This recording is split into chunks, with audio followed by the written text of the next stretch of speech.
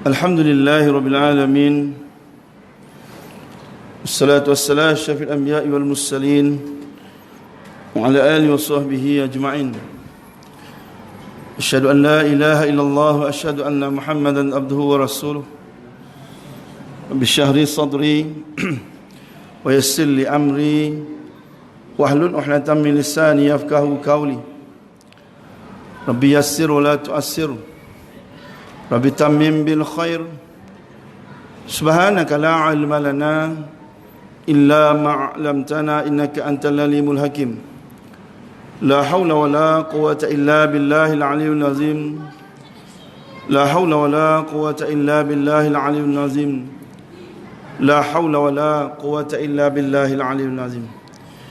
Yang dikasihi lagi dihormati Tuan Imam, Tuan Pengerusi, sosok pimpinan Surah An-Nur, ibu-ibu, bapak-bapak, muslimin, muslimat yang dirahmati Allah sekalian. Assalamualaikum warahmatullahi wabarakatuh. Tama-tama dan selamanya lah mari kita merafakkan kesyukuran kita kepada Allah Subhanahu wa taala. Kerana dengan limpah kurnianya lah malam ni dapat kita berhimpun bersama-sama. Kita duduk sebentar dalam majlis ilmu, majlis yang penuh keberkatan dan kerahmatan di sisi Allah Subhanahu wa taala. Dan jangan lupa kita panjatkan kesyukuran yang tidak terhingga kepada Allah Subhanahu wa taala atas nikmat Islam dan nikmat iman yang Allah Subhanahu wa taala kurniakan kepada kita. Mudah-mudahan ianya berkekalan sehinggalah kita kembali menghadap Allah Subhanahu wa taala kelak. Amin ya rabbal alamin. Muslimin muslimat yang dirahmati Allah sekalian, Allah Subhanahu wa taala berfirman dalam surah As-Sajdah ayat 12. Firman Allah Subhanahu wa taala, a'udzubillahi minasyaitonir rajim. Walau tara izil mujrimuna nakisu ru'usihim inda rabbihim. Rabbana absarna was-sami'na farji'na na'mal salihan inna muqinun. Sadaqallahul azim. Tuan-tuan muslimin muslimat yang dirahmati Allah sekalian, Allah Subhanahu wa taala nak bawakan kepada kita gambaran bagaimana orang-orang yang berdosa ni besok ketika mana berada di padang mahsyar di depan Allah Subhanahu wa taala. Ni belum cerita masuk neraka lagi tuan-tuan ya. Belum cerita mizan, belum cerita titian sirat, belum lagi. Baru di padang mahsyar baru. Lalu firman Allah Subhanahu wa taala, walau tara izil mujrimun. Alangkah ngerinya kalau engkau yakni Muhammad dapat melihat bagaimana keadaan orang-orang yang berdosa ni. Orang-orang yang berdosa ni tuan-tuan duduk depan Allah Subhanahu wa taala besok pun dah cukup mengerikan. Dah cukup dalam keadaan yang amat menakutkan bagi mereka. Lalu kata Allah Subhanahu wa taala, nakisu ru'usihim inda rabbihim. Mereka menundukkan kepala-kepala mereka dalam keadaan hina bila mana berdiri di depan Allah Subhanahu wa taala di padang mahsyar. Tuan-tuan, puak-puak ni besok tunduk hina dalam keadaan hina dan takut di hadapan Allah Subhanahu wa taala di padang mahsyar besok. Kenapa mereka tunduk hina di hadapan Allah Subhanahu wa taala? Kerana mereka yakin mereka kembali menghadap Allah Subhanahu wa taala dalam keadaan mereka tidak ada persediaan langsung untuk berhadapan dengan Allah Subhanahu wa taala. Mereka yakin mereka kembali menghadap Allah Subhanahu wa taala dalam keadaan dahulunya mereka hidup, mereka tidak pernah mengakui pun Allah Subhanahu wa taala itu Tuhan mereka. Dan mereka yakin mereka kembali menghadap Allah Subhanahu wa taala dalam keadaan mereka tidak ada pengetahuan langsung bahawa satu hari nanti mereka akan dihadapkan di hadapan Allah Subhanahu wa taala lalu dipertanggungjawabkan dengan apa yang telah mereka lakukan ketika mana mereka hidup di atas muka bumi mari. Sebab itulah mereka tunduk hina di hadapan Allah Subhanahu wa taala tuan-tuan. Allahu akbar. Muslimin muslimat yang dirahmati Allah sekalian. Sebab itu tuan-tuan dalam surah Al-Ghashiyah ayat 2 firman Allah SWT, wujuhun yawma izin khasyiah. Muka yakni orang-orang kafir pada hari itu, mana hari kiamat, tunduk dalam keadaan hina tuan-tuan. Kata ulama tafsir, mereka yang tunduk hina di hadapan Allah Subhanahu wa taala ni ketika mana mereka hidup di atas muka bumi marin, mereka tidak pernah sujud pada Allah Subhanahu wa taala. Mereka tidak pernah menyembah Allah Subhanahu wa taala. Mereka hidup dalam keadaan sombong, takabur. Mereka rasa mereka tidak perlukan Allah Subhanahu Wa Taala. Mereka ada segala-galanya bagi mereka. Khasyiah dalam ayat ni kata ulama tafsir. Sebabkan terlampau takut tuan-tuan. Sampaikan sendi-sendi mereka juga gagal berfungsi. Mana nak berdiri depan Allah SWT besok pun tak berani, tak mampu tuan. Lembik gitulah tuan. Allahu Akbar. Kerana mereka yakin mereka akan dihisap di hadapan Allah Subhanahu Wa Taala. Allah SWT akan panggil segala saksi-saksi untuk menjadi saksi kepada mereka. Dan lebih malang lagi saksi yang dipanggil adalah daripada anggota tubuh badan mereka sendiri. Allah SWT rakam dalam surah Yasin ayat 65. Al-yawma nakhtimu ala afwaihim. Pada hari kami kunci mulut-mulut manusia. Tuan, mulut manusia ni kalau tak dikunci, tuan. Allahu Akbar, menipu kerja tuan. Dalam hidup hari daripada celik mata sampai nak tidur malam, bohong kerja tuan. 10 cakap seboleh tak boleh percaya tuan. Allahu Akbar, menipu kerja tu. Ni kalau tak dikunci mulut mereka, kata Allah SWT, memang dia tipu. Depan Allah SWT besok pun dia tipu juga. Lepas tu kata Allah SWT, al-yawma nakhtimu ala afwahim. Pada hari kami kunci mulut-mulut manusia. Wa tukallimuna aydihim. Kami jadikan tangan-tangan mereka boleh berkata-kata. Tuan-tuan, besok kita ni nak lari mana depan Allah SWT, tuan? Tangan besok bercakap, tuan. Tangan kata, akulah dulu yang ambil duit rasuah. Aku dululah yang zalim pada orang. Aku dululah yang ambil hak orang. Aku dululah yang pukul orang. Aku dululah yang curi duit orang, barang orang. Akulah yang sign projek runding terus. Contoh. Muslimin muslimat yang dirahmati Allah sekalian. Wa tashhadu arjuluhum. Kaki juga menjadi saksi. Kaki besok pun cakap, tuan-tuan. Kaki pun cakap. Kaki kata, aku dululah yang bawa dia pergi kelab dangdut. Aku dululah yang bawa dia pergi kelab malam, pergi minum arak, main judi, berzina, mancing kolam udang. Marah pula orang mancing kolam udang dengar kan? Ni contoh, bukan marah mancing kolam udang. Ni marah ni pasal mancing sampai tak semayang. Ni besok kaki jadi saksi pada kita. Bima kanu ya'sibun, dengan apa yang telah kamu kerjakan ketika mana kamu hidup di atas muka bumi. Malah bukan sekadar anggota tubuh badan mereka menjadi saksi ke atas mereka. Dalam surah Al-Zalzalah ayat 4, Allah Subhanahu Wa Taala, yauma idzin tuhaddisu akhbaraha. Dan pada hari itu bumi pun menceritakan kabar berita. Mana bumi pun besok cerita apa yang kita buat masa hidup lain. Masa kita hidup dulu, ni kita pijak belakang dia ni. Besok dia pun jadi saksi. Cerita apa yang patut untuk tentang kita, menjadi saksi depan Allah Subhanahu Wa Taala. Sebab itulah tuan-tuan, besok hari kiamat ni antara nama dia dikenali dengan nama Al-Yawmat Tarabun. Hari yang mana dibongkar segala dosa. Hari yang mana akan dibuka segala aib-aib. Lepas tu kalau kita buka kitab bertemu dengan janji Allah, tulisan Allah Yarham Tuan Guru ni Abdul Aziz Nikmat, jilid pertama bab 1 sudah diceritakan bahawa ada manusia besok di padang mahsyar, mereka minta dicempak terus dalam neraka dan tidak dihisap kerana malu bila mana aib mereka bakal dibuka di hadapan seluruh manusia di padang mahsyar besok. Minta, ya Allah, cempak jelah dalam neraka, ya Allah. Malu aku nak adab dia orang ni. Pasal dulu hidup atas dunia marin, dia ni dihormati, dia ni diangkat, dia ni dimuliakan, nampak beragama, nampak berwibawa, nampak alim, nampak warak. Ramai penyokong ni jenis tuan-tuan, kalau jumpa tu kan anak buah tu kan, salam tu cium tangan sampai siku tu. Memang tu nak jaga ketuanya pasal. Nampak? Sedangkan dia berdosa di depan Allah Subhanahu Wa Taala, minta cempak terus dalam neraka, ya Allah. Muslimin muslimat yang dirahmati Allah sekalian. Lalu mereka, sebab itulah mereka tunduk hina di hadapan Allah Subhanahu Wa Taala. Mereka bukan sekadar tunduk hina dan malah dalam ketakutan yang amat sangat. Lalu mereka berkata kepada Allah Subhanahu Wa Taala, Rabbana, wahai Tuhan kami. Nampak muka tak malu. Dulu hidup atas dunia marin, nak mengaku Allah SWT Tuhan pun malu. Nak pakai baju nampak beragama pun malu, takut bimbang orang kata dia kolot. Nak gaya hidup pun tak nampak macam Islam. Tu yang bersen tu tak ada alhamdulillah ada. Excuse me. Depan orang atas dunia makin. Ni akhirat depan Allah SWT di padang mahsyar. Rabbana, wahai Tuhan kami. Mengaku dia Allah SWT itu Tuhan dia. Apa mereka kata? Absarna, kami dah lihat. Apa yang mereka lihat? Mereka lihat bagaimana neraka dibentangkan di hadapan mereka. Kata Nabi SAW, neraka di besok ditarik menggunakan 70,000 rantai.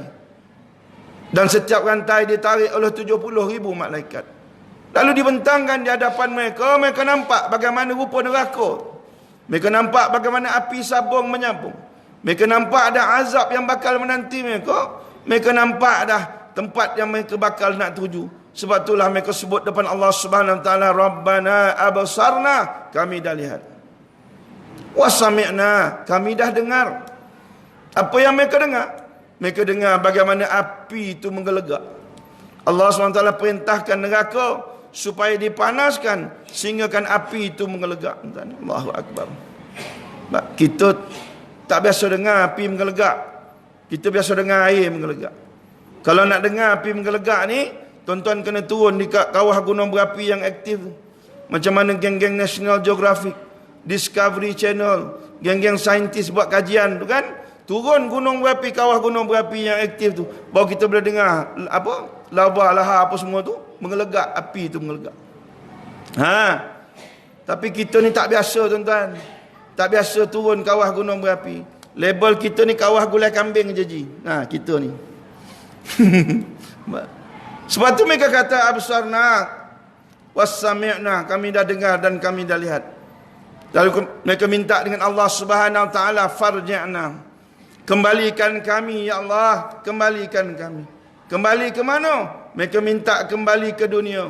Mereka ingat dunia ni ada lagi. Lalu mereka minta balik ke dunia. Untuk apa? Na'mal salihan. Kami nak beramal soleh. Baliklah kami ke dunia ya Allah. Kami dah nampak dah neraka macam mana. Kami dah nampak dah, kami dah dengar dah bunyi api menggelegak. Balikkan kami ke dunia ya Allah. Kami nak beramal soleh. Tak ada dah buat kerja lain. Basuh teksi tak ada. Main futsal tak ada. Pergi pasar tak ada. Tak ada dah. Nah, kami balik ke dunia besok. Kami nak semayang. Kami nak puasa. Kami nak sedekah. Kami nak tahajud. Makan pun tak nak. Apa pun tak nak. Na'mal salihan. Kami nak beramal soleh. Sebab apa? Inna muqinun. Sebab kini kami dah yakin. Tak yakin apa tuan-tuan, neraka depan mata dah tak yakin lagi. Lalu Allah SWT ceritakan kepada kita bagaimana keadaan bakal-bakal ahli neraka ni tuan-tuan. Nak dicempak dalam neraka Allah Subhanahu Wa Taala dalam surah At-Tur ayat 13 hingga ayat 16. Firman Allah Subhanahu Wa Taala, yauma yud'auna ilan nari jahannam da'a. Pada hari mereka, yakni bakal ahli neraka, ditolak dalam neraka untuk masuk dalam neraka jahanam dengan tolakan yang sekeras-keras tolakan. Mana nak masuk neraka besok kena tolak buat-buat ni. Biasa kita dengar nak masuk neraka kena seret. Tapi dalam ayat ni Allah SWT kata tolak dengan tolakan yang sekuat-kuat tolakan. Apa makna? Makna tuan-tuan, ahli neraka ni besok kalau tidak ditolak, kalau tidak diseret, mampu dia tak masuk dalam neraka. Betul juga. Tuan-tuan, siapa nak pergi lompat dalam api tuan? Kita kalau bawa motor kan, bawa motor tengah jalan, tiba-tiba hujan, berhenti bawah flyover. Berhenti bawah flyover, tak kedah hujan, duduk 2 jam. Nah, bini telefon, bang, abang kat mana? Abang kata nak balik rumah. Tadi tak sampai rumah, hujan ya, bapak elobek itu tak boleh jalan itu. Mbak, Allahu Akbar, tunggulah kejap yo, mbak. Kalau kedah pun paling tidak basah, paling teruk demam. Tapi kita tak kedah tuan-tuan. Padahal air pun kita tak kedah. Ini kan pula api neraka Allah Subhanahu Wa Taala. Tuan-tuan muslimin muslimat yang dirahmati Allah sekalian. Sebab tu puak-puak ni besok kena paksa.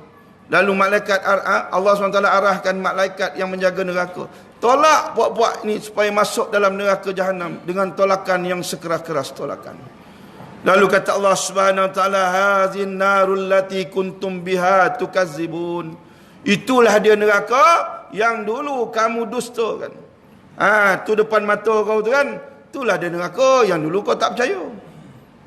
Dusta-dusta ni tuan-tuan, tak percaya tuan-tuan. Mana tak percaya, tipulah tuan-tuan. Kan? Dulu hidup atas dunia tak percaya tuan-tuan ada neraka. Hidup atas dunia marin akhirat pun dia tak percaya. Dalil, semayang tidak, puasa tidak, zakat tidak, sedekah tidak, apa pun tidak. Dia buat tak tahu. Orang puasa dia tak puasa, sadin muka dia makan. Tapi bila raya dia lebih pada orang, baju sampai 2 pasang, celaka tidak. Allahu Akbar. Nampak tuan-tuan? Kita kata dengan dia, marilah kita pergi surau. Marilah kita cari pahala, banyakkan amalan. Besok kalau engkau mati besok, kalau kau tak banyak pahala, kalau kau tak banyak pahala, tak banyak amalan, susah besok nak jawab depan Allah SWT besok. Kau mati masuk neraka nanti di padang mahsyar besok, akhirat besok masuk neraka. Kau tak takut neraka? Dia kata neraka tak neraka peduli apa aku. Engkau kubur engkau, kubur aku. Engkau jaga kubur engkau, sudah tak usah sibuk jaga kubur orang. Lagipun kalau ada orang ramai masuk syurga, siapa nak masuk neraka? Tuan-tuan, yang Melayu Bangang ni ramai tuan-tuan. Saya cakap ni pasal saya jumpa dah. Nah, dia melawak je ni tak masal. Dia kata kau dah tahu kau berdosa kan? Besok kau mati, kau pesan dengan bini kau dulu. Masa kau mati besok, pakai kain kapan yang lusuh-lusuh dia. Kain kapan yang buruk-buruk. Jadi bila lepas ke bumi, muka anak datang nak tanya, tengok kain kapan lama. Dia kata, ini mayat dah tanya. Dia tak payah tanya. Dia ingat malaikat Bangang macam dia. Allahu Akbar. Ni kata Allah SWT, tu depan mata kau tu. Itulah dia neraka yang dulu kau tak percaya. Ayat ni kata ulama tafsir, sengaja Allah SWT sebut dalam depan ahli neraka supaya nak sakitkan hati ahli neraka. Tuan nampak? Neraka ni tuan-tuan tempat sakit, tak kira dalam, tak kira luar, tak kira perasaan, tak kira tubuh badan, semua benda sakit. Sebab tu sengaja Allah SWT sebut, tahu dah nak masuk neraka, kan? Bagi sakit hati dulu. Nampak tuan? Contoh kan, kita besok dah tua, yang tua-tua ni kan, dah tua-tua besok, betul sakit, bila sakit pergi hospital, doktor pun beritahu, pakcik, kalau nak baik, ni berobat dia, kos obatan macam mana, operate macam mana, kos gini. Kita tengok costing tu pun menong gitu, pasal kita pencen tak ada, duit pun tak apa nak ada. Duduk kat lobi menong mana nak cari duit. Jumpa pula kawan, sembang dengan kawan pasal kos yang kena tadi. Kawan kutuk kita balik, padan muka kau. Dulu ada KWSP, semua kau buat keluar. Asinar lah, Elestari lah, Asilau lah, semua kau rembat. Kerajaan tak bagi, kau menyalak, minta. Dah sekarang tak ada duit kan, padan kamu. Kan sakit hati tu, hati sakit, badan pun sakit. Contoh, jangan marah contoh.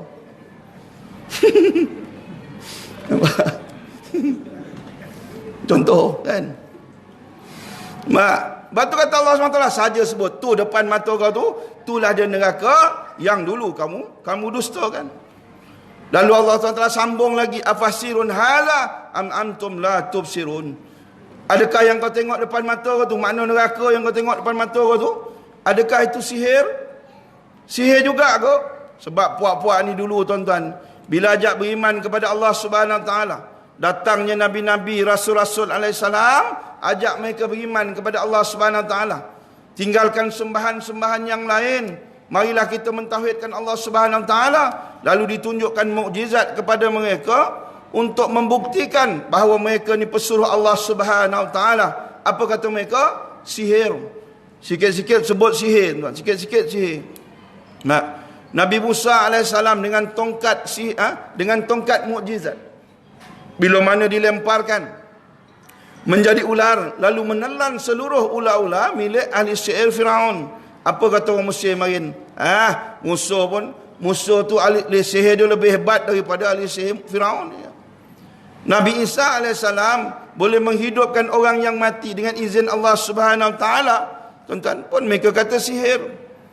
Sampaikan Nabi Isa ni tentang pesan pada kaum dia dalam surah As-Saf ayat 6. Beritahu, wahai kaumku, selepas aku ni akan datang seorang nabi macam aku, namanya Ahmad. Falamma ja'ahum bil bayyinat, bila mana dia datang nak membawakan bukti-bukti yang nyata, nak tunjuk, maksud ni nak tunjuk mukjizat, bawa bukti-bukti yang nyata, nak ajak mereka beriman kepada Allah Subhanahu Wa Taala.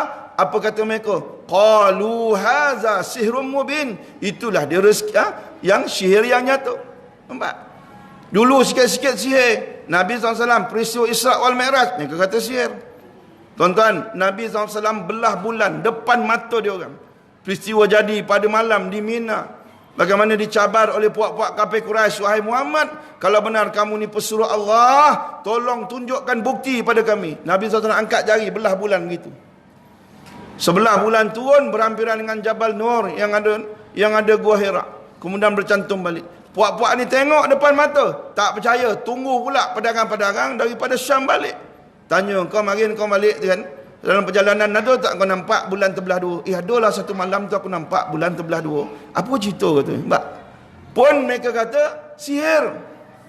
Sampaikan Nabi SAW bila baca ayat-ayat Al-Quran, mereka kata Muhammad sudah mula membaca mantra untuk mensihir penduduk-penduduk Mekah. Sikit-sikit sihir. Hari ini Allah SWT saja nak pulangkan paku bakar. Padan muka kau ni, syurga depan, neraka depan mata kau tu kan, tu sihir lagi. Tak jawab seko, tak jawab tuan-tuan, buat ni besok. Lalu kata Allah Subhanahu Wa Taala, islauha, masuklah kamu. Kena halau begitu tuan-tuan puak-puak ni besok. Nampak? Ni puak-puak berdosa ni besok tuan-tuan, depan Allah Subhanahu Wa Taala tak ada nilai walau sesen pun. Tak ada nilai. Atas dunia ni kalau kita tengok hebat tuan-tuan. Hebat, rumah pun hebat, kereta tu hebat. Kadang kereta dia tu kan 2 kali kereta kita pun sama panjang kereta dia. Alah kita bawa kelisa tak? Parking sebelah kereta dia. 2 kali kelisa kita tu pun sama panjang kereta dia. Bayanglah. Punya hebat. Kasut yang dia pakai tu kalau kita pakai, hutang Pakistan kan, 6 bulan mau habis bayar. Punya hebat atas dunia marin, depan Allah SWT tak ada nilai langsung. Islauha, kena Allah begitu masuk dalam neraka Jahannam. Lalu kata Allah SWT, fasbiru aw la tasbiru. Kamu sabar ke tak sabar ke? Makna kejap lagi kau masuk dalam neraka kan? Kau kena bakar, engkau kena panggang, kau kena azab kejap lagi. Kalau kau sabar dengan azab aku, kau tak sabar ke, sawaun alaikum, sama je, tak ada beza. Tak ada beza. Sebab ini bukan dunia, ini akhirat. Kalau dunia marin, kita sabar dengan ujian yang Allah SWT beri pada kita, kita akan dapat pahala berkat kita sabar dengan ujian yang Allah SWT beri pada kita. Kan? Contohlah sabar ni, kalau kita dulu hidup susah, sabar kita hidup susah, akhirnya akan keluar daripada kesusahan. Kita akan rasa senang, Allah SWT akan bawa kita keluar daripada kesusahan. Macam orang masuk penjara lah tuan-tuan. Kan orang menjalani hukuman penjara ni, dia ada tempoh tertentu masuk penjara tak? 15 tahun, 20 tahun kan. Jadi kalau masuk penjara tu sabar, duduk dalam penjara tu, sabar menjalani hukuman, tuan-tuan, cukup tempoh, mereka akan keluar. Tak? Berkat sabar tunggu tu. Tak? Keluar. Sampai masa keluar. Kadang-kadang bila keluar tuan-tuan ada rezeki jadi Perdana Menteri. Contoh. Macam tak setuju. Contoh. Jadi kata Allah SWT, fasbiru aw la tasbiru. Kamu sabar ke tak sabar ke, sawaun alaikum. Sama je, tak ada beza. Lalu kata Allah Subhanahu Wa Taala, innama tujzauna ma kuntum ta'malun. Ni yang kau kena sekarang ni, yang kau kena bakar dalam neraka ni. Inilah dia balasan atas apa yang telah kamu kerjakan ketika mana kamu hidup di atas muka bumi marin. Allah SWT nak tutup mulut puak-puak ahli neraka ni. Tutup. Supaya apa? Supaya dia tidak salahkan orang lain. Kalau tak dia cakap begitu, habis besok orang dia salahkan. Salahkan pengurusi surau, salahkan Tok Siak, salahkan Tok Bilal. Jemaah surau, jiran dia, semua dia salahkan pasal tak ngajak lagi semayang. Padahal dia memang tak nak semayang pun. Jadi hari ni Allah SWT tutup mulut. Ni, hari ni yang kau masuk neraka ni, yang kau kena bakar ni. Dulu kau hidup atas dunia buat apa? Makan rasuah, berzina, minum arak, main judi. Ni balasan yang kau kena sekarang. Allahu Akbar. Muslimin, muslimat yang dirahmati Allah sekalian. Lalu mereka tuan-tuan, bila dibakar dalam neraka Allah Subhanahu Wa Taala, mereka tak tahan dengan azab yang diberikan oleh Allah SWT. Tak tahan tuan-tuan. Lalu mereka minta untuk keluar daripada neraka. Tak tahan tuan-tuan. Kata Nabi SAW, api yang anak Adam gunakan di dunia ni hanyalah 1 juzuk daripada 70 juzuk api neraka. Allahu Akbar. Ni api dunia ni kan, yang kita tengok. Api yang paling panas tuan-tuan, api welding. Kan? Yang warna biru tu. Dia orang buat kajian lagi, saya tak pernah test. Kalau siapa nak test silakan. Tengah welding, ulur tangan, tengok nak jadi apa. Tapi itulah yang api yang paling panas. Kata Nabi SAW, tu baru 1 juzuk daripada 70 juzuk api neraka. Allahu Akbar. Mereka minta nak keluar daripada neraka ni, macam-macam cara mereka minta dengan Allah SWT, tapi tidak dapat keizinan daripada Allah SWT.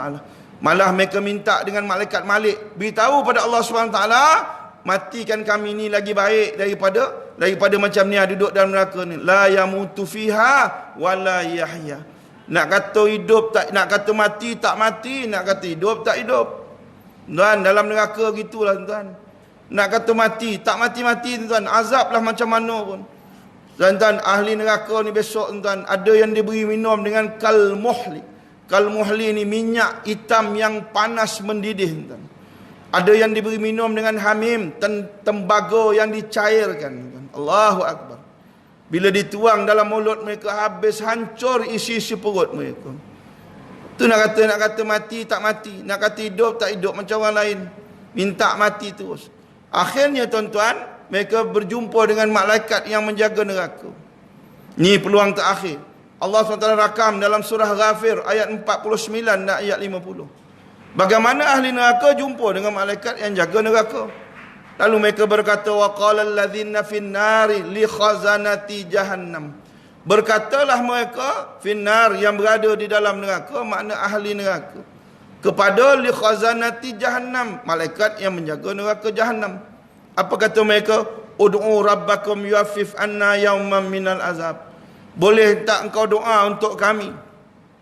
Doa untuk kami kepada Allah Subhanahu Wa Taala, supaya kami ni tidak diazab sehari pun jadilah. Tak tahan dah azab ni, tak tahan. Hari makin sakit, makin hari makin pedih. Makin hari makin azab. Tolonglah. Doalah kepada Allah bagi pihak kami. Dapat lega daripada tidak diazab. Dapat sehari pun jadilah. Tak salah lama sehari pun jadilah. Tak tahan dah ni. Sebab mereka tahu, mereka kalau doa sendiri, mereka tidak dilayan oleh Allah Subhanahu Wa Taala. Jadi nampak malaikat jaga neraka ni nampak baik dengan Allah SWT. Jadi cantik, boleh ada kabel. Kan, masa dah biasa mari ni duduk atas dunia, sikit kabel. Kan, nak kerja kabel, anak sekolah pun kabel, bayang tu. Jadi nampak dah malaikat jaga neraka ni boleh pakai, boleh sembang, minta tolong malaikat yang jaga neraka. Minta tolong doa kepada Allah Subhanahu Wa Taala. Lalu jawab malaikat yang menjaga neraka, qalu awalam taku ta'tikum rusulukum bil bayinat. Tidak datangkah kepada kamu nabi-nabi, rasul-rasul alaihissalam, yang membawa bukti yang nyata? Mana marin kau hidup, marin tak ada ke nabi-nabi, rasul-rasul alaihissalam datang beritahu engkau bahawa besok kalau kau mati adanya syurga, adanya neraka? Kan? Dalam surah Al-Mulk ayat 8. Dan surah Al-Mulk ayat 8, malaikat sebelum nak cempak puak-puak ni masuk dalam neraka, tanya soalan yang sama. Alam ya'tikum nazir. Tidak datangkah kepada kamu pemberi peringatan? Dulu masa kau hidup marin, tak ada ke nabi-nabi, rasul-rasul SAW beritahu besok ada neraka? Zaman kita ni nabi-nabi, rasul-rasul SAW dah tak ada. Kan? Surau rumah kau marin, tak ada ke ustaz-ustaz, tok-tok guru, ulama' ni datang ceramah, buat kuliah maghrib ke kuliah subuh, beritahu besok kalau kau tak banyak amalan, kau banyak dosa, kau akan dibakar dalam neraka? Tak ada ke? Tak. Ni handphone yang kau pegang, banyak masuk kau pegang handphone daripada kau pegang Quran kan? Takkan tak minta satu pun tazkirah, peringatan dalam grup WhatsApp kau yang melambat tu? Tak ada ke? Tak ada ke? Orang bagi peringatan pasal neraka? Tak ada. Tu rumah kau tu channel beratus, tak ada ke satu channel agama, channel-channel yang memberi kamu peringatan bahawa besok akan adanya azab neraka yang bakal menanti kalau kau tak banyak, kalau kau tidak beriman kepada Allah Subhanahu Wa Taala? Tak ada.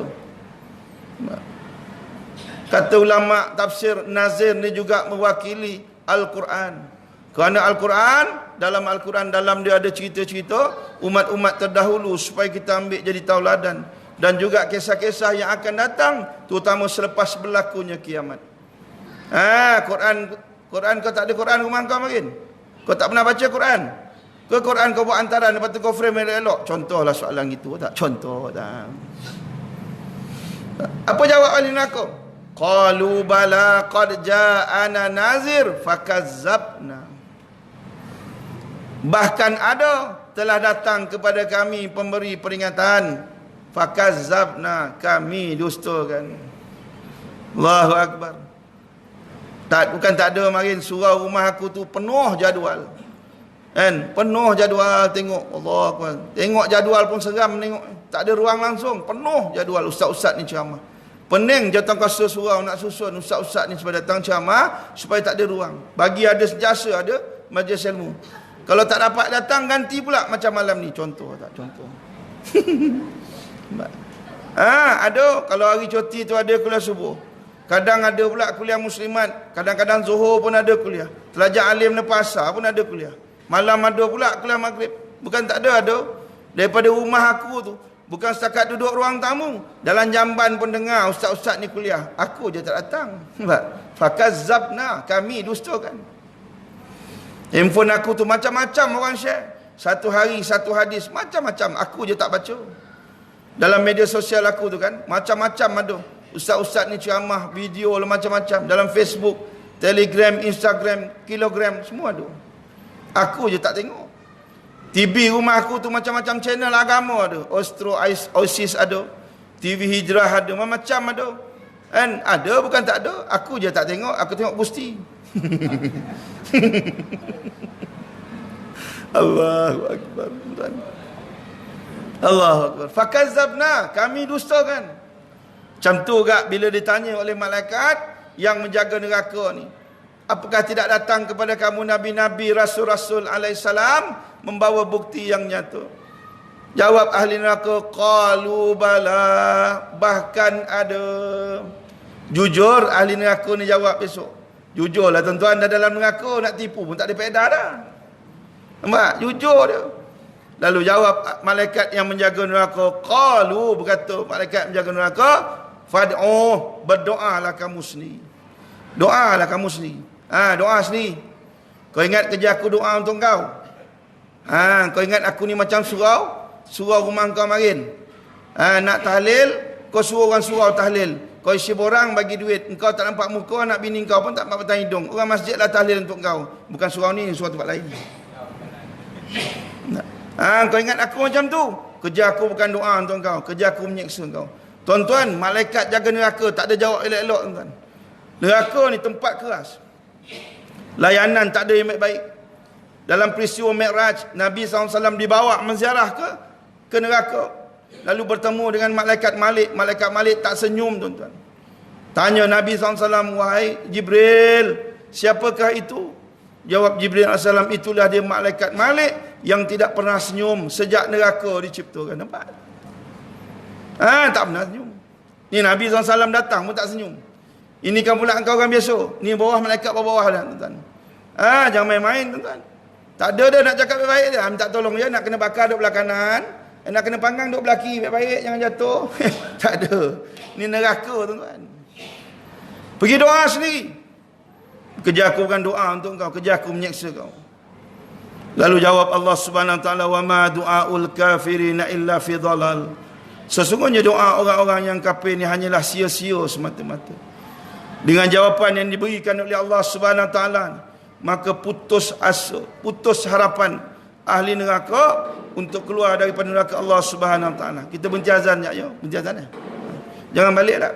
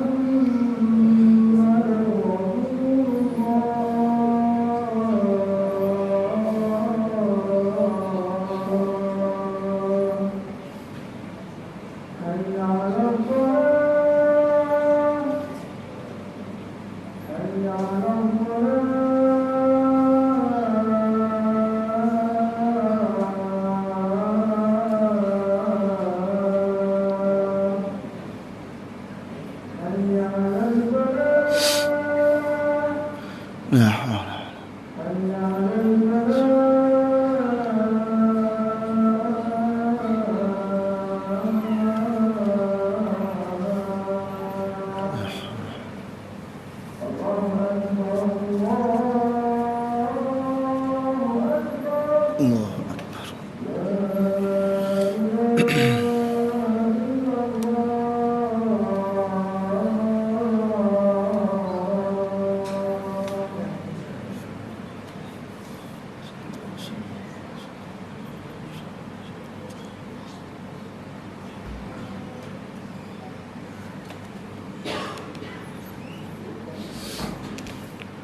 baik tuan, sambung sikit.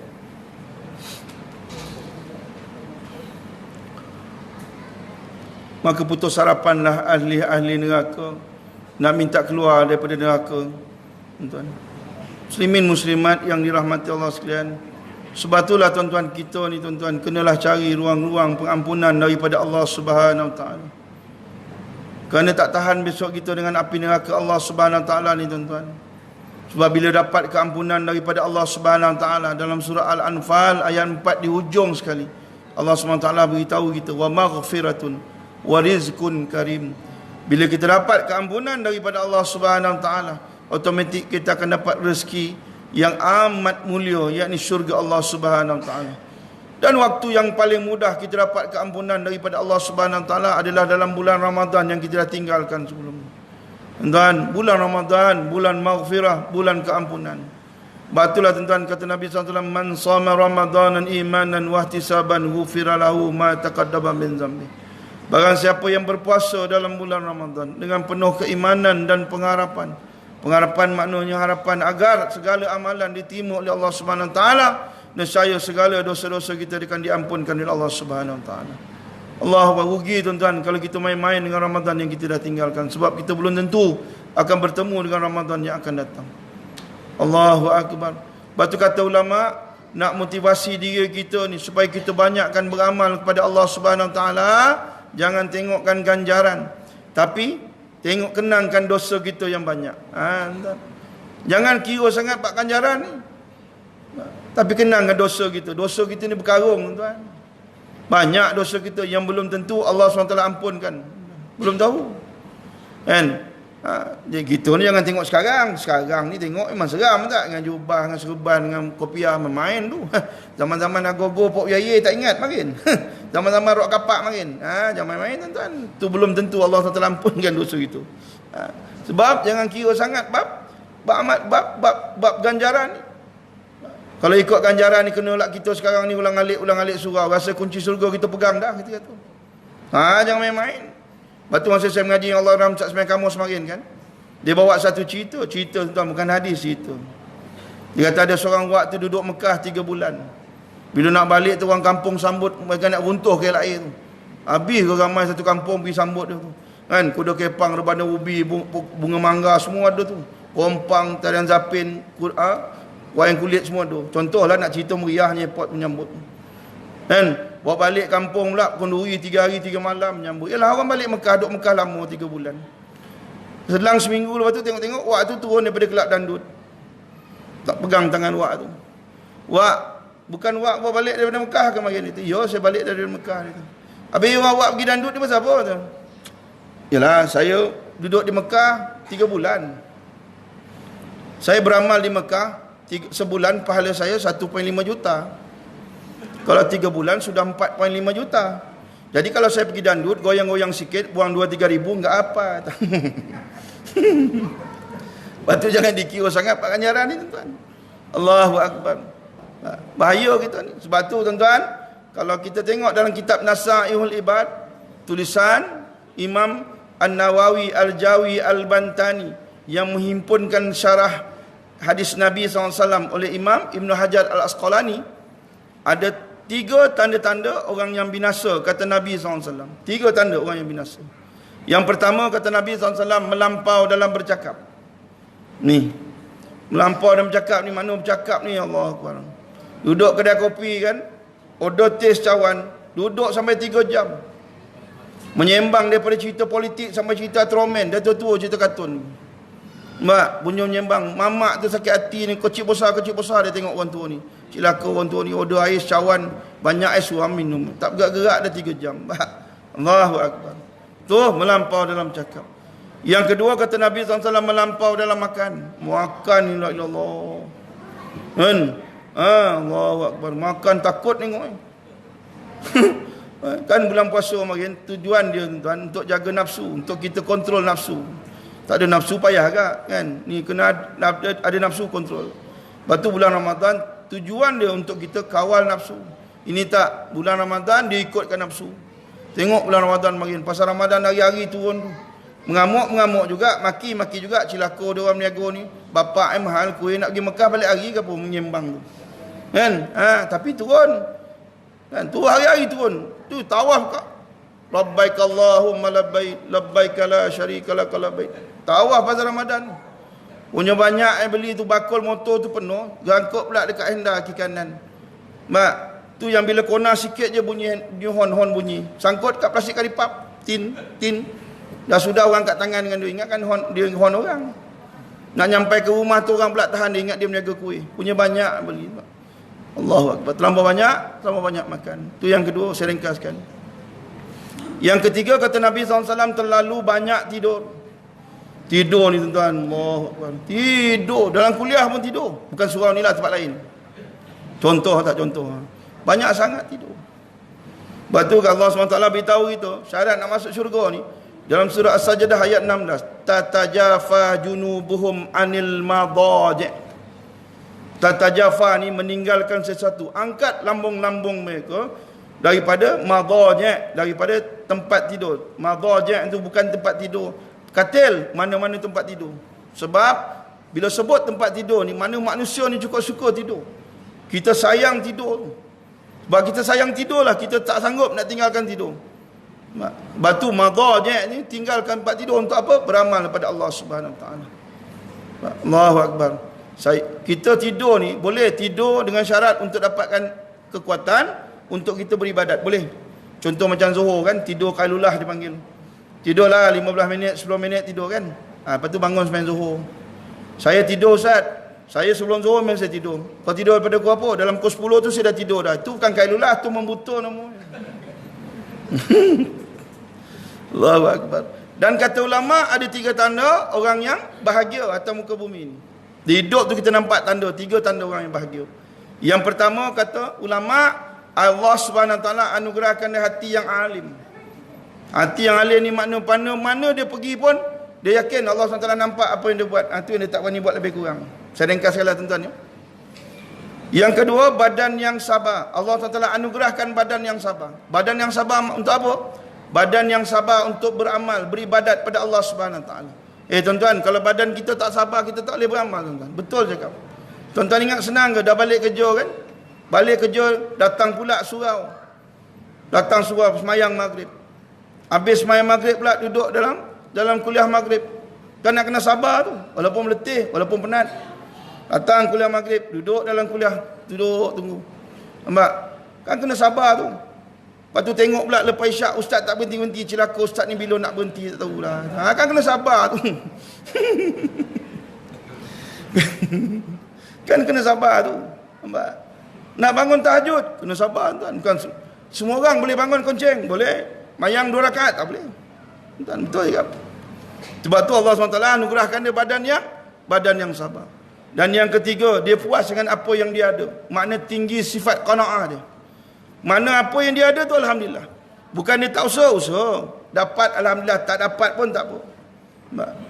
Sebab tu dalam sifat qanaah ni, kalau tuan-tuan buka kitab Mukasyafah Al-Qulub tulisan Imam Ghazali rahimahullah taala, kata Nabi SAW, kamu jangan gelut nak kejar dunia, kerana apa yang dah ditulis untuk kamu pasti kamu dapat. Ni rezeki ni kalau dah tulis untuk kita, tak usah bergaduh lah tuan. Pasti kita dapat. Orang buatlah macam mana pun, tetap kita punya. Tetap kita punya. Orang dengki ke, orang nak buat pakat ke, nak boikot ke apa, tak kisah, buatlah macam mana pun. Rezeki kalau kita punya, kita punya. Kata budak-budak sekarang, rezeki tak salah alamat. Yang salah alamat ni kadang-kadang JNT, DHL, pos laju. Tu je. Kadang-kadang. Dan kata Nabi SAW, kamu tidak akan dimatikan Selagi mana semua rezeki yang dah tulis untuk kamu, kamu dapat, barulah kamu dimatikan. Nampak? Kan orang tengah sakarat tu kan, sakaratul maut, nazak tu. Kalau kita bagi air pun dia tak minum dah. Tuan buat pasal bibir ya. Malaikat kata aku dah pusing seluruh dunia dah. Cari dah rezeki untuk engkau malam hari ni, tak ada dah. Tak ada dah. Maka kata Nabi SAW, masa itulah barulah kita dimatikan. Sebab semua janji Allah SWT kita dah dapat. Rezeki kita punya semua dapat dah. Sebab tu tak payah dengki lah tuan. Ya, tak payah dengki lah. Dan kadang kita ni payah itu ni, baik susah. Sebab tu penyakit hati ada dipanggil hasad. Hasad ni kata bahasa Arab, tapi Melayu kata dengki. Kan? Melayu kata dengki. Nah, sebab tu Melayu tuan-tuan dia sapu semua, hasad dengki dua-dua dia sebat. Sebab tu kuat dengki orang Melayu. Tuan-tuan, bergaduh, jual nasi lemak sebelah-sebelah, bergaduh. Kalau tidak, tak ada lah istilah santau-santau ni. Tuan-tuan, saya nak tanya tuan-tuan pergi hospital, tuan-tuan ada jumpa tak Cina terbaring? Tanya, okey, pasal apa? Saya meniaga nombor sebelah-sebelah, dia orang santau saya lah. Ada pernah dengar tuan? Toto, Damacai, Magnum, 3 sederit. Tak ada tuan-tuan, tak ada dengki. Cina jual nombor tu lagi yakin rezeki Allah bagi daripada kadang orang jual nasi lemak. Betul juga. Allahu Akbar. Tak ada dengki lah tuan. Pasal dengki ni tak ada faedah. Kan? Masa saya mengaji makin, Tok Guru bawa saya, ada satu cerita. Kalau tuan-tuan, saya tutuplah dengan cerita tu. Kan? Bukan hadis cerita kak. 3 budak hitam. Kalau tuan-tuan dah dengar tak tahu lah. 3 budak hitam. 3 budak hitam jalan-jalan kat padang pasir, jumpa pelita, gosok-gosok keluar jin. Ni bukan hadis tuan-tuan, jangan salah faham tak. Kan dia kata ustaz tu sosek tu cerita apa tak. Keluar jin kata lama dah aku terkurung dalamnya. Jadi aku bagi kau seorang satu permintaan. Kata budak hitam yang pertama, saya nak jadi putih. Aku nak jadi putih. Putih sungguh. Dia kata yang 2 orang pergi tengok putih, handsome betul dia tu. Oh, tak sangka putih ni handsome rupanya. Yang nombor 2 kata aku nak lagi putih daripada dia. Lagi putih daripada budak nombor pertama tadi. Dah macam albino dah. Putih betul. Yang nombor 3 tu kata, oh, rupanya handsome putih ni. Baik, aku nak lagi putih daripada dia 2 orang. Jin kata mana boleh. Dah putih lagi putih. Tak ada dah. Habis dah, tak boleh putih dah. Ataupun kau hitamkan balik dua-dua. Sudah 3 kali hitam balik. Sudahnya 3 hitam balik. Entah bayangkanlah dengkinya pasal. Allahu Akbar.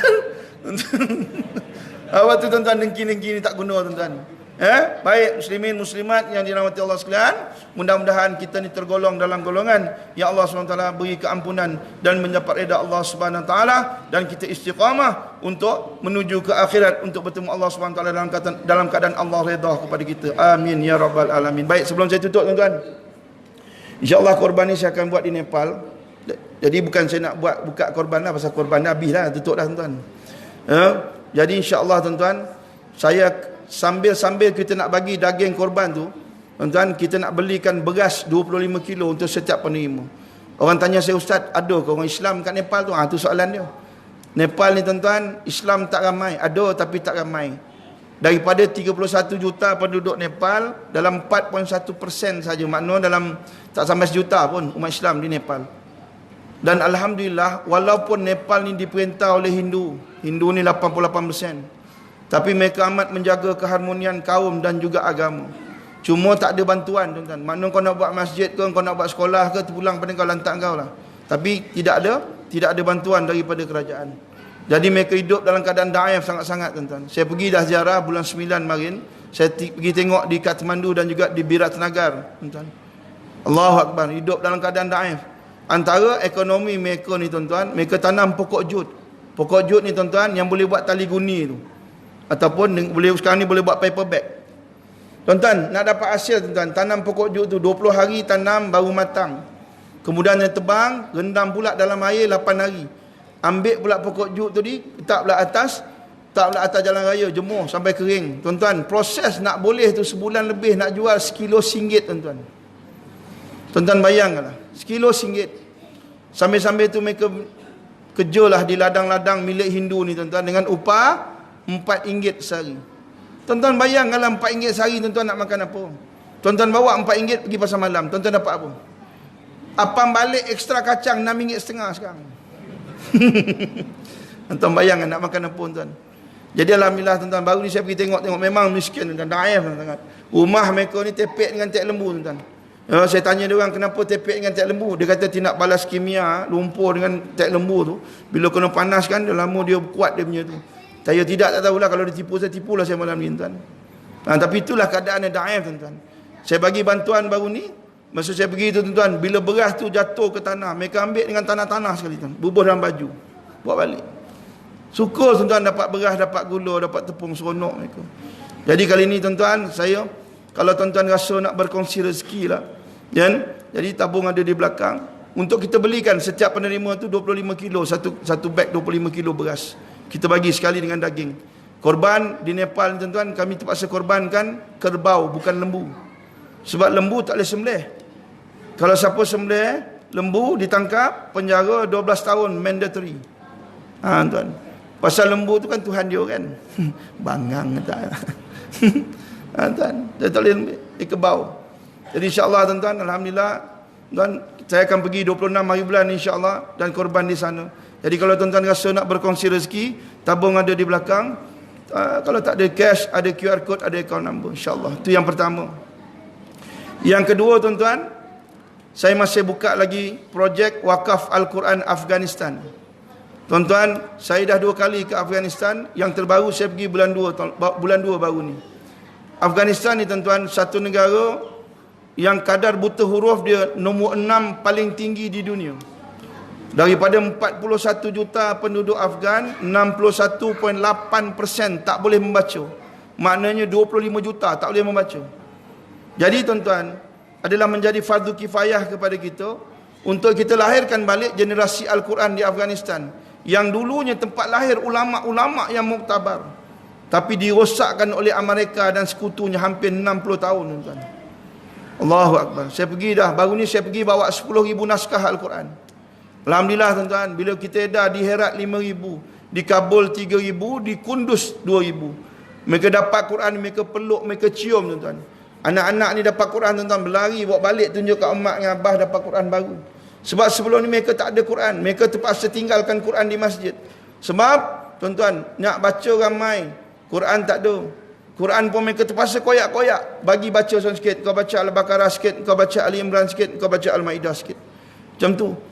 Sebab tu Quran dikoyak-koyakkan. Pasal nak baca ramai, Quran tak ada. Beza dengan kita ni, Quran berlambak, yang nak baca tak ada.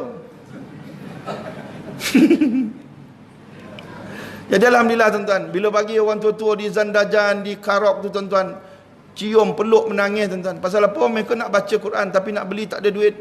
Kalau ada duit, baik mereka beli makanan. Jadi alhamdulillah, saya sebarkan hari itu 10,000 naskah Al-Quran. Alhamdulillah, semua tu berkat wakaf daripada rakyat Malaysia, jemaah-jemaah suara dan masjid. Alhamdulillah, tuan-tuan. Jadi bila balik ni ada lagi permintaan, cuma di daerah lain. Jadi saya teruskan projek wakaf Al-Quran ni. Untuk kali ini saya akan pergi ke daerah dipanggil Badakhshan. Badakhshan ni Kabul ke utara sikit. Dalam 10 jam naik kereta sampai di Badakhshan ni sempadan dengan negara Tajikistan. Tuan-tuan. Dan insya-Allah untuk trip kali ini bulan 10 nanti saya pergi, saya akan libatkan orang awam. 2 kali saya pergi saya tak bawa orang awam. Tapi bila ada pertanyaan, Ustaz, macam mana saya nak ikut? Jadi kali ini saya buka pada orang awam. Setakat ni ada 7 orang bagi saya nama untuk ikut saya ke Afghan. Sebab tuan-tuan tak boleh pergi Afghan kalau ikut seseorang, memang tak boleh pergi. Kena masuk melalui NGO. Jadi insya-Allah ada 7 orang ni nak ikut saya, insya-Allah dia nak tengok. Jadi kalau tuan-tuan rasalah nak tengoklah Afghan tu macam mana kan, cantik ke tidak. Pemandangan lah, tuan-tuan, bukan perempuan. Boleh kira ni. Ya, nak tengok Afghan tu macam mana, Kabul macam mana, Taliban tu macam mana. Boleh sembang dengan saya lepas ni, lepas semayang ni kita sembang macam mana cara nak ikut. Cuma ada bayaran lah, tuan-tuan ya. Takut saya terlupa cakap ada bayaran, dia ingat free kan, beratur sampai kat motor tu orang bagi nama. Contoh gitulah. Jadi kalau siapa-siapa nak berwakaf Al-Quran, saya masih buka lagi dengan harga satu naskah RM25 sahaja. Siap sekali dengan pengurusan. Ada orang tanya, Ustaz, boleh tak kalau saya nak wakafkan banyak nama atas satu naskah Quran? Boleh, tak ada masalah. Sebab kalau NGO lain, ada setengah NGO buat satu Quran satu nama. MAPIM, tak ada. MAPIM boleh banyak nama, tak apa, tak ada masalah. Cuma patut padanlah dengan Quran yang tuan-tuan wakafkan ya. Jangan Quran satu naskah, nama sampai 2 kertas kajang, depan belakang tu tulis. Nyanyi saya tu kan. Patut padan dengan Quran yang tuan nak wakafkan. Ustaz, boleh tak kalau saya nak wakaf kat Malaysia je, jauh nak sampai Afghan? Boleh, tak ada masalah, buatlah. Cuma saya nak tanya tuan-tuan, tuan-tuan nak pahala yang mengalir ke tuan-tuan nak pahala yang statik? Kalau tuan-tuan wakaf di Malaysia ni, bukan saya nak kata apalah. Kata Tok Guru Marin, ambil Quran dekat Malaysia ni, dalam surah masjid, ambil bubuh duit 100, letak balik. 3 tahun besok tuan-tuan datang, buka ada lagi duit 100. Sebab kita banyak baca, guna handphone, ataupun gadget, sangka baiklah tak? Jadi, kalau di sana tuan-tuan bayangkan, mereka tak pandai baca Quran. Mereka belajar Al-Quran, kemudian mereka pandai baca Al-Quran. Kemudian Quran yang diajak, yang tuan-tuan nak wakafkan tadi, dia bagi pula pada orang lain untuk belajar. Dia ini pandai baca Quran, dia ajar pula orang lain pandai baca Quran. Tuan-tuan bayang pahala tuan-tuan macam mana. Tu saya selalu sebut mengalir sampai kiamat tuan-tuan. Allahu Akbar. Jadi kalau tuan-tuan rasa nak berwakaf, kalau ada cash, jumpa saya lepas mayang ni. RM25 satu naskah. Kalau tak ada nombor telefon dekat tabung. InsyaAllah tuan-tuan boleh WhatsApp saya. Boleh WhatsApp kat nombor tu. InsyaAllah nanti kita akan jawab macam mana cara nak berwakaf. Tuan-tuan ya. InsyaAllah sampailah bulan 10, seminggu sebelum saya pergi saya akan tutup insyaAllah. Baik tuan-tuan, mudah-mudahan pertemuan kita pada malam ni diberkati dan dirahmati oleh Allah SWT. Sebelum tutup tuan-tuan, saya nak perkenalkan diri pasal tengok saya macam lain macam biru muka tengok saya tak. Siapa dia celaka ni kata contoh lah kan, tanya siapa. Tuan-tuan, saya patutnya reserve tak? Reserve mana dia ceramah dah lama. Kalau main bola pun cakap 20 minit je. Kalau reserve mana dia lama tak? Kadang lagi celaka, baru masuk referee tiup whistle, lagi tu dekor tak? Baik, nama saya Fadil bin Osman. Saya berasal daripada Melaka tapi membesar di Labu Negeri Sembilan.